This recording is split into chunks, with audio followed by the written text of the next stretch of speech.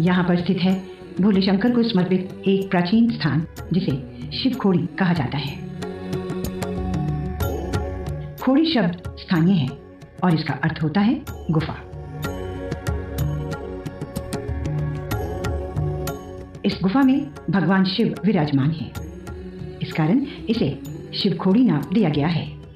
ये पवित्र गुफा रंसू नगर से लगभग 3 किलोमीटर दूर है। ये सारा रास्ता पैदल चलकर ही पूरा करना पड़ता है।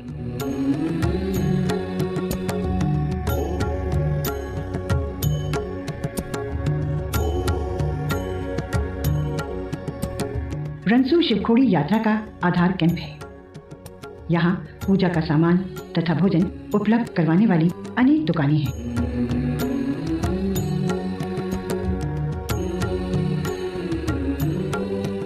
यहाँ से गुफा के द्वार तक के रास्ते का पूर्णतः नवनिर्माण किया गया है।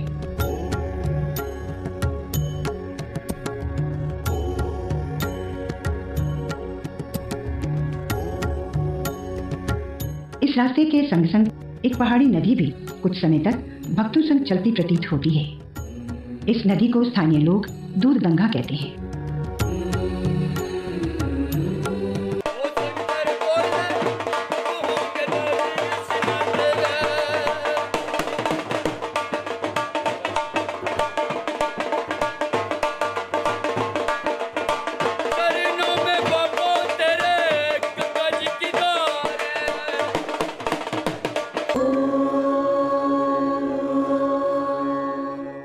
भीतर से गुफा लगभग 1 मीटर चौड़ी तथा 2 से 3 मीटर ऊंची है। द्वार तंग होने के कारण एक एक करके श्रद्धालुओं को भीतर जाना पड़ता है।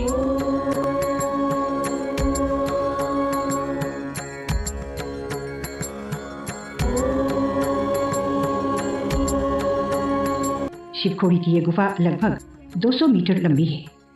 ये अनुमानतः माता वैष्णो देवी की पुरानी गुफा से 10 गुना अधिक लंबी है।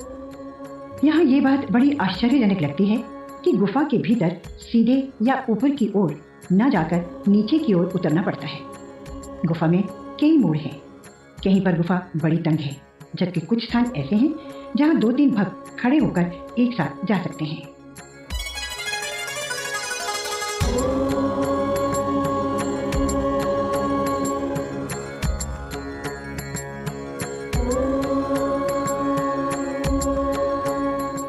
कुछ स्थान ऐसे भी हैं जहां गुफा का रास्ता तंग भी हो जाता है और साथ ही अचानक से मुड़ भी जाता है।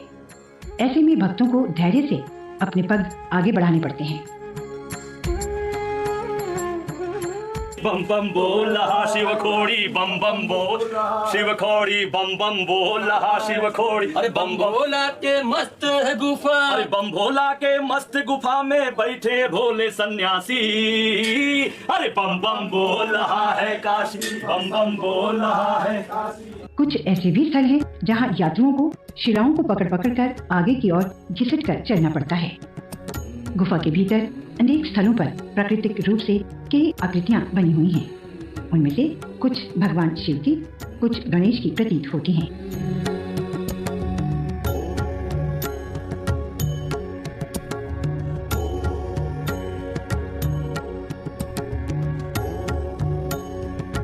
आड़े तिरछे और कई मोड़ से निकलने के उपरांत जब भक्त गुफा के भीतर अर्थात उस स्थान पर जहां भगवान शिव विराजमान है पहुंचता है तो वो आश्चर्यचकित रह जाते हैं। कारण ये कि भीतर का वो स्थान इतना खुला है कि वहां लगभग 300 श्रद्धालु एक साथ बैठकर पूजा कर सकते हैं। मुख्य गर्भगृह में भगवान शिव शंकर एक बड़े से शिवलिंग के रूप में विराजमान है, जो धरती से प्रकट हुआ है। लोगों का विश्वास है कि ये शिवलिंग अनंत है, अर्थात धरती के नीचे इसका कोई अंत नहीं है। धरती के ऊपर इस शिवलिंग की ऊंचाई लगभग 4 मीटर है। यहाँ पर श्रद्धालु शीश झुकाकर भोले शंकर का आशीर्वाद प्राप्त करते हैं। गुफा की छत और दीवारों पर प्राकृतिक रूप से अनेक आकृतियां अंकित हैं।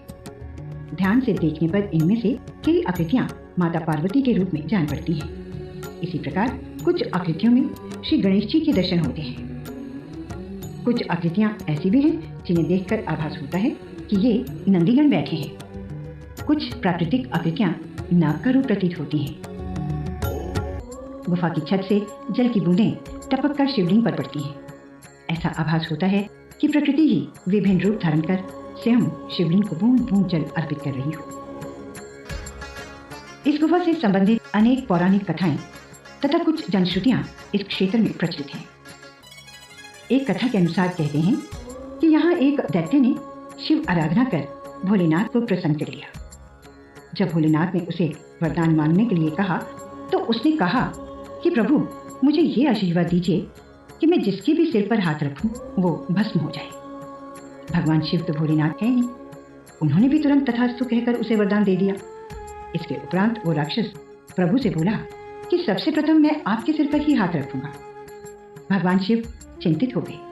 उसके उपरांत उनका और राक्षस का, जो कालांतर में उस वरदान के कारण भस्मासुर के नाम से जाना जाने लगा, आपस में युद्ध होने लगा। भीषण युद्ध के उपरांत भी वो राक्षस वहीं डटा रहा और भोले शंकर के सर पर हाथ रखने का प्रयत्न करने लगा।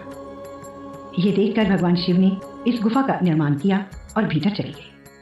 भस्मासुर अपने भारी भरकम शरीर के कारण भीतर न जा सका और बाहर खड़ा हो प्रतीक्षा करने लगा। तब भगवान शिव को संकट में देख भगवान विष्णु मोहिनी अर्थात एक अति सुंदर स्त्री का रूप धारण कर भस्मासुर के सामने आए और उसे अपनी ओर आकर्षित किया। तब मोहिनी रूपधारी भगवान विष्णु ने उसे सम्मोहित कर अपने संग नृत्य करने को कहा। भस्मासुर मान गया और इस प्रकार भगवान विष्णु ने नृत्य करते करते अपने हाथ जब अपने ही सिर पर रखा तो सम्मोहित हो चुके भस्मासुर ने भी उसी मुद्रा का अनुसरण करते हुए अपना हाथ भी अपने सिर पर रखा और स्वयं ही भस्म हो गया।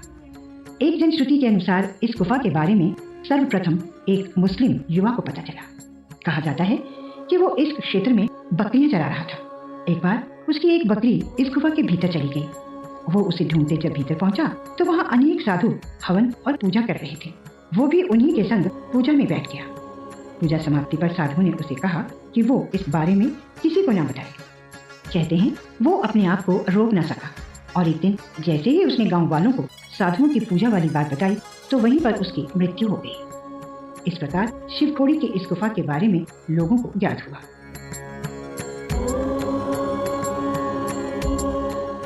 इस गुफा में प्रभु दर्शन हेतु पहले केवल स्थानीय लोग ही आते थे, किंतु जब भोले शंकर की कृपा से लोगों को मनवांछित फल प्राप्त होने लगा तो इस धार्मिक स्थल की प्रसिद्धि दूर दूर तक जा पहुंची। अब यहाँ आने वाले श्रद्धालुओं की संख्या लाखों तक जा पहुंची है। एक अनुमान के अनुसार शिवखोड़ी की इस पवित्र गुफा में शिव शंकर के दर्शनों के लिए आने वाले श्रद्धालुओं की संख्या एक वर्ष में 20 लाख का आंकड़ा छूने लगी है।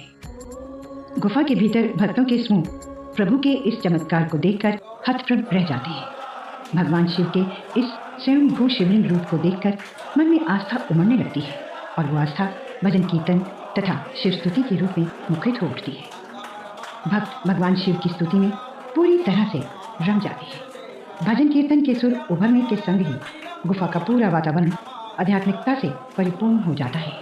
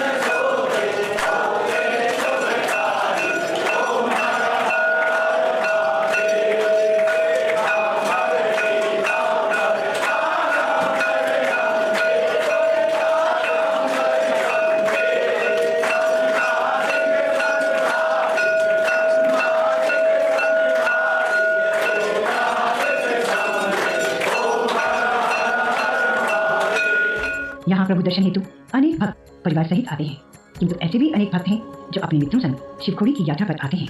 कुछ श्रद्धालु मन में अनेक प्रकार की कामनाएं लिए शिव भगवान के चरणों में आते हैं और शीश झुकाकर इस आशा के साथ लौट जाते हैं कि भोलेनाथ उनकी मनोकामना जरूर पूर्ण करेंगे। इसी प्रकार अनेक ऐसे भक्त भी यहाँ शिवखोड़ी की गुफा में शिव शंभू के दर्शनों हेतु आते हैं, जिनकी इच्छाएं भगवान शिव और माता पार्वती के आशीर्वाद से पूर्ण हो जाती हैं। कोई अपने नए जीवन को आरंभ करने से पहले भगवान शंकर का आशीर्वाद लेने आता है, तो कोई अपने और अपने परिवार के लिए सुख समृद्धि की कामना मन में लिए शिवखोड़ी की यात्रा पर आता है। भगवान शिव अपने भक्तों को कभी निराश नहीं करते। वो उनके मन में झांक कर सब कुछ जान लेते हैं और बिना मांगे ही अपने भक्तों की झोली सुख तथा समृद्धि से भर देते हैं। गुफा में प्रभु दर्शन करने वालों के मन की बात शिव शंकर समझते हैं। इसी भांति भक्त भी जानते हैं कि उनके प्रभु उन्हें कभी निराश नहीं करेंगे। इसी विश्वास के साथ ही भक्त यहाँ आते हैं और मनोकामना की पूर्ति के साथ ये विश्वास और भी अधिक दृढ़ हो जाता है। यही कारण है कि शिवखोड़ी की गुफा में दर्शनों हेतु आने वाले भक्तों की संख्या में निरंतर वृद्धि होती जा रही है। इस वृद्धि को ध्यान में रखते हुए तथा यात्रियों की सुविधाओं के लिए गुफा प्रशासन की ओर से इस गुफा का एक और द्वार निर्मित किया गया है। अब भक्त गुफा में प्रवेश तो प्राचीन द्वार से ही करते हैं, किंतु बाहर जाने के लिए नए द्वार को प्रयोग में लाया जाता है। शिवखोड़ी की ये पवित्र गुफा शिव भक्तों के लिए तीर्थ के समान है। लोगों की इस गुफा के प्रति आस्था में निरंतर वृद्धि होती जा रही है। आस्था तो वही जन्म लेती है जहाँ विश्वास होता है, और भगवान शिव तो कभी भी किसी के विश्वास को टूटने नहीं देते। जय भोलेनाथ भगवान शिव शंकर की हमारा आपको शत शत प्रणाम है।